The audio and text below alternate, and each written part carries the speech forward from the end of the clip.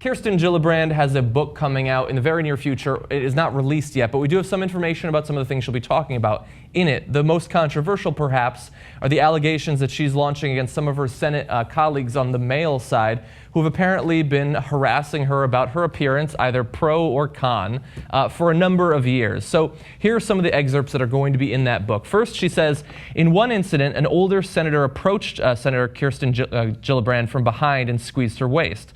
Don't lose too much weight now. I like my girls chubby. That's the first one. Another, in the House gym, she recalled, another of her male colleagues advised her to work out to avoid getting porky.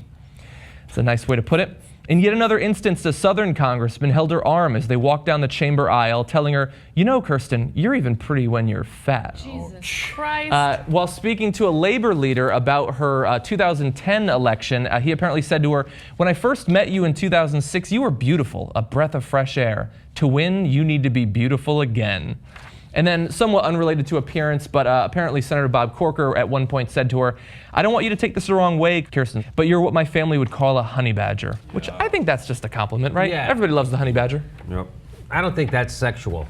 Is it? I don't know. It's not wildcat. It's probably making a reference to that viral video where the honey badger... Aggressive, strong, Yes. you know, Yes. that's what you want, right? I think that's probably the reason why she named names in that instance, because that's not really that terrible. Well, have you seen it's Honey... not terrible at all, to be honest with you. Well, you haven't seen Honey Badger on Cinemax. It's I haven't. really bad. I haven't. Slightly different kind of honey. But the rest of it's pretty bad, and she doesn't name names, and she's gotten a little heat for that, which we'll get to later. Yeah, those statements are unacceptable from colleagues. You can't go up and grab a male colleague, or female colleague, I should say, from the waist and say those types of things to her. Oh, I like you chubby. Oh, you got to be beautiful again. It's basically making the point that, hey, you're here for your looks, and that's the number one thing that we want to emphasize. Yeah. And that's insulting for someone who is a U.S. senator.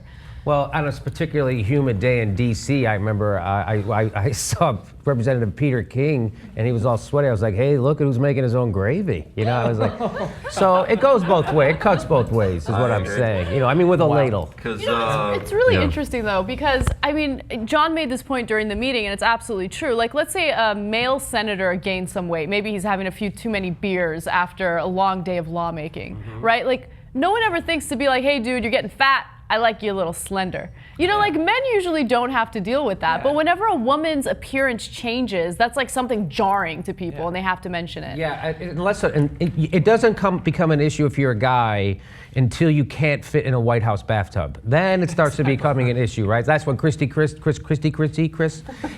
that fat, so that's why it was a big deal for him. And so you got to be super fat as a guy to get.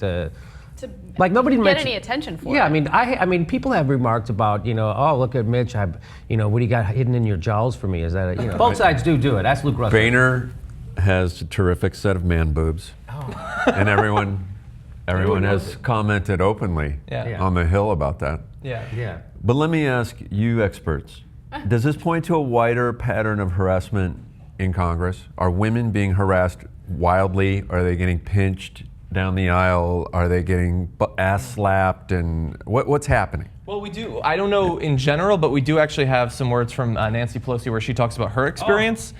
So she was speaking up in support of Gillibrand. She started by saying it's absolutely ridiculous, it's disrespectful. Some of it I think might be, I don't know who the people were, who said the things they said. Let's hope it was generational and will fade away. But I thank her for her strength and shining a light on it so that people know how tasteless and inappropriate it all is.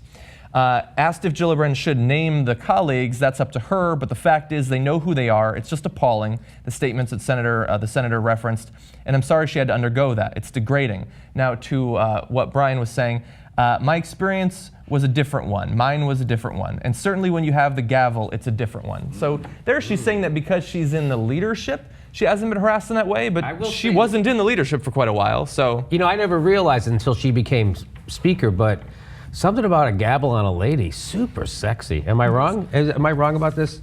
Are you offended yet? I mean, no, I'm not. I don't feel uncomfortable. He's obviously let's keep it joking going then. around, Yeah. and Jimmy is like one of the more progressive people. So I've we met. can push it farther then. Is that a gavel in your hand, Madam Speaker? Or Sorry. It is just kind happy of to funny see that you. we're discussing this with 3 men and 1 woman, right? No, But- can I say something about her remark about the generational argument? And we were talking about this right before we went on. If you're apologizing for a remark and you're claiming that it's a generational thing, then that person should not have a job, because that means they're not understanding many other things that are quote unquote generational. Part of being as a representative of people is to understand what's happening, the rhythms of the country, and to know all of those generational nuances. That's your gig. Yeah. Right. They're making him sound like he's got a powdered wig on, and that he's like, oh, I didn't know we could stop talking about Iraq. Or, this is the thing. And the other thing, I interviewed, remember Fritz Hollings, Senator Yes. Fritz Hollings? I did an interview with him at CBS News, and I took him to task for a terrible joke he'd made about black people using the joke, something about spear chucking. And he had made this joke in public, and I called him on it, because the correspondent that I was producing was black too, and he said, I got a whole bunch of other ones for you too. Really? And then it became his PR guy, or his what do you call them? Press secretary? Yeah, that guy. He said it's a generational thing. And I'm thinking, It's making an excuse for bad behavior. It's There are- basically giving them a pass. It's a Yeah. generational thing. No, that's generational not an things. excuse. There's like a rule book that gets handed down every generation. Like, this word, this stuff is off. You can't say this anymore. Spear chucking jokes, off the. Can't say that anymore. Bad. Talking about women, calling them porky. Yeah. That one. Any kind of porky, by the way, is a squeeze terrible word. Can we Yes. just all say that? Yeah. That's a terrible. If he'd said you're skinny fat or something like that, it would have been more contemporary. Yeah. Good She point. needs But to do I- some toning, perhaps, in that case. Thanks. Yeah. So let's say they say, when they make that argument that it's generational, so let's say, oh, the guys are in their 60s or whatever. That means they were born, I think, in 1960.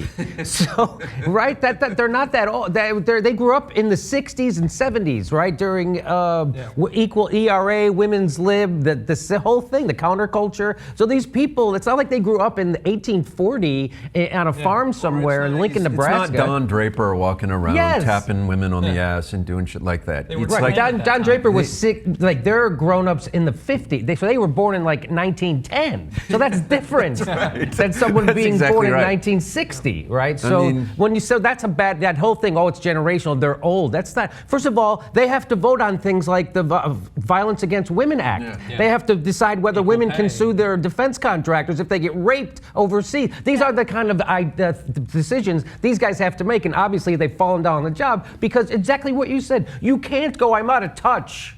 I want to be your leader. Vote for me. I don't know really what's and happening. let's face it, there's no bigger harassment going on the Hill than what they're doing about reproductive rights for women. Yes. Anyway, you can That's call a woman harassment. a name, but they're actually turning into law and policy stuff that makes women's lives miserable all over this country.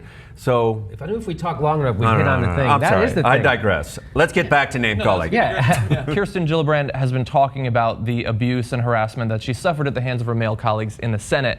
Now, a lot of people have been speaking out in support of her. We've shown you the quotes from Nancy Pelosi, but not everybody is in favor of what she's doing. We have examples from both politicians, but also mainly people in the media. So first, you're going to see Joe Scarborough and Mika talking about it just today. I bet they get it If right. Kirsten Gillibrand was sexually harassed by men, right? If Kirsten Gillibrand was sexually harassed by other senators, because this is like the big thing about the book, right? Right. This is so horrible how what beasts these men were, and I'm sure they were. Doesn't she have a right to the constituents of these beasts?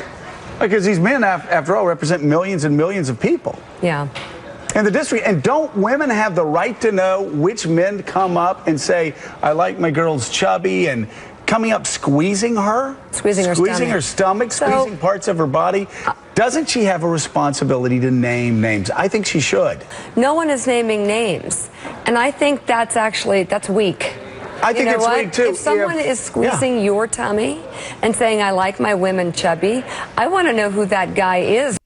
I think we can all agree, John, that the jerk in this situation is Kirsten Gillibrand. And I'm glad that Morning Joe and Mika pointed that out. But let's be clear. Those male senators, they're beasts. They're beasts. They are beasts. Yeah, he sounded so disingenuous in that entire clip. Well, he didn't seem like he was being sincere. It seemed, honestly, my reading of that was, well, if this really happened, why don't you name names? That was the sense I got. Almost as if he's doubting her, but he's trying to do like a very thin cover-up of what he really believes. And Mika it went right past her. She didn't catch that at all. So he goes on this rant about how, she's not naming names, she's not naming names. Mika's response to him was, she's not naming names. Like, that was her first thing. Her response was so unbearably simplistic. And you have to think about the complexity of these types of issues, right? Gillibrand is still a senator. She is still working with these individuals. They're still her colleagues, right? It is up to her whether or not she wants to name names. Do I think that it's extremely courageous to name names? Absolutely, 100%. But it is up to her to make that decision. It's not up to us to doubt her, point fingers at her, say that what she's doing is weak. She is drawing attention to something that's happening among Congress right now, and it should be talked about, right? And whether or not she's going to name these people, that's up to her, that's on her. But what I found really fascinating is that after, information about her book came out, now all of a sudden you have female members of the press and other lawmakers coming out and saying, yeah, we had similar experiences. And John's going to get to that in a second. Yeah, if what she was saying was incredible in some way, then perhaps you could bring up some doubts or something. But I have no trouble believing, based on what I've seen in House of Cards, that sort of thing actually goes on in Washington. And so it's an odd form of courage for them to be the ones to attack her. And then to act as if calling them beasts is punishment enough. Okay, we've dealt with the guys, now let's turn to her. What's weak is the insincerity of that entire clip. Yes. They should both have the courage to just say, she's bullshit. And that's what they're saying there. Because they don't take it seriously, and the journalistic 101 rule book is you open with an incident like that and then you go to the bigger issue. So then you go, is sexual harassment a problem on Capitol Hill?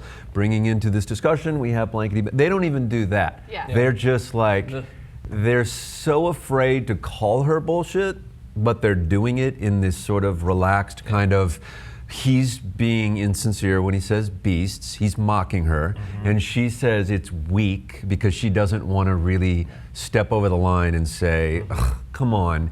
Everybody knows when a woman is offended or attacked or raped or whatever the fuck it is that she claims. She needs to name some names and blame and we need to know who this person is.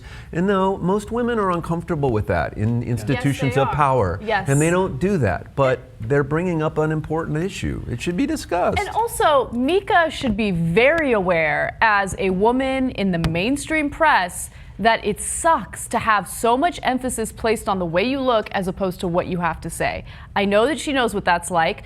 Gillibrand had to experience that when she got the comment about how she needs to be beautiful again in order to win elections. I mean, that is so unbelievably insulting. And for Mika Brzezinski to not be enraged that someone would encourage someone to focus more on their physical appearance as opposed to hard work, skill, talent, policy, whatever it is that they're doing is absolutely ridiculous. I have no respect for someone like Mika freaking Brzezinski. She's what? She's 82 years old, and I know.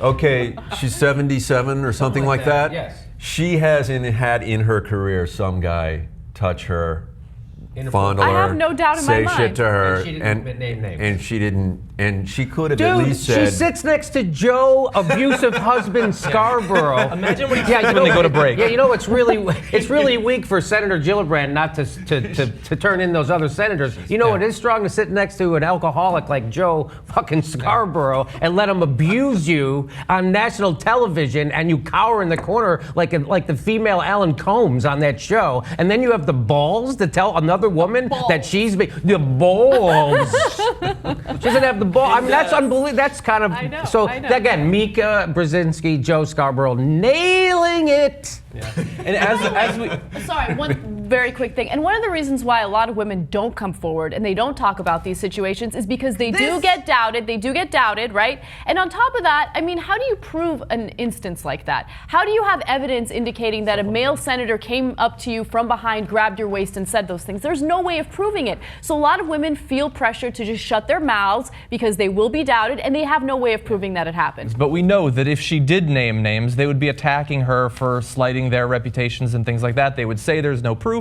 Yeah. Or even if there was proof, I mean, I would have expected a little bit more from Morning Joe, but do you think that Fox would have cared?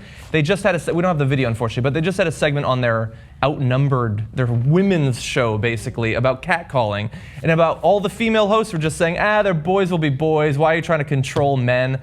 Like, if she'd identified Mitch McConnell as the one who'd grabbed her, do you think that Guilfoyle would have said that there should be some penalty for that or some consequences? No, they wouldn't have cared at all. In fact, they'd probably use it as a fundraising opportunity for the male senators that were maligned. Oh, you're damn right about that, Johnny. They're actual masculine males standing up for traditional American masculinity by their t-shirts.